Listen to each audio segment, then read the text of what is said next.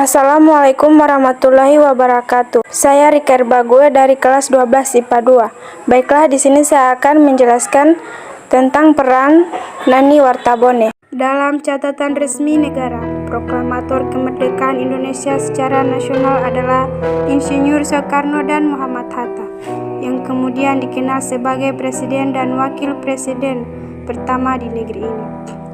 Namun, tahukah kita bahwa jauh sebelum kedua tokoh ini pernah ada sosok yang lebih dulu memproklamirkan kemerdekaan Indonesia? Dialah Nani Wartabone, seorang pahlawan yang memproklamirkan kemerdekaan Indonesia setelah memorak-porandakan pasukan Belanda di Gorontalo pada 23 Januari 1942. Siapa sebenarnya sosok Nani Wartabone?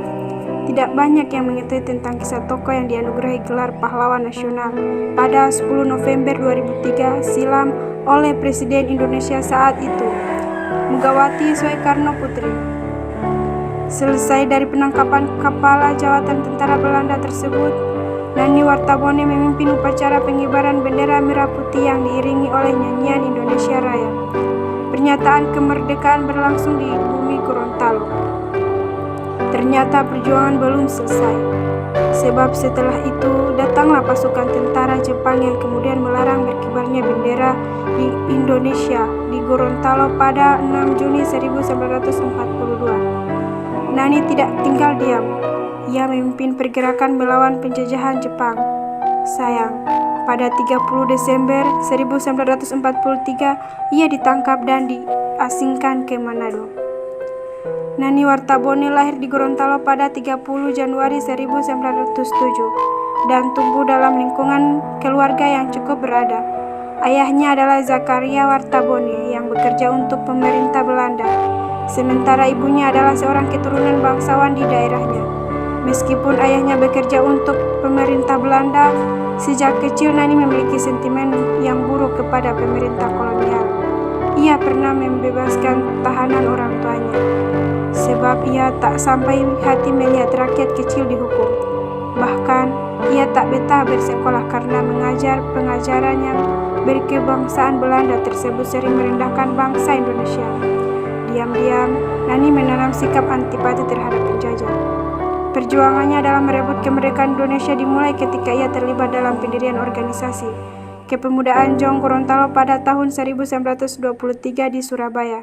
Nani terlibat dalam kepengurusan dalam menduduki posisi sekretaris di Jong Gorontalo. Dia pun ikut menggunakan namanya sebagai bentuk penghormatan akan beliau, yaitu Taman Nasional Bugani Nani Wartabone yang berada di Sulawesi Utara.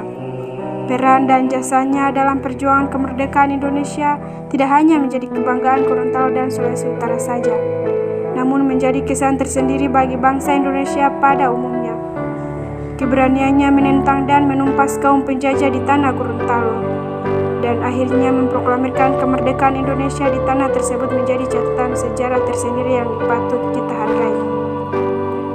Nani baru dilepaskan oleh tentara Jepang pada 6 Juni 1945. Setelah Jepang mencium tanda-tanda kekalahan mereka dari sekutu, setelah pembebasannya, pihak Jepang masih mengagumi dan mengakuinya sebagai pemimpin masyarakat Gorontalo. Hal itu ditunjukkan dengan penyerahan pemerintahan Gorontalo dari pemerintah Jepang kepada Nani Wartabone pada 16 Agustus 1945, satu hari sebelum proklamasi kemerdekaan secara nasional.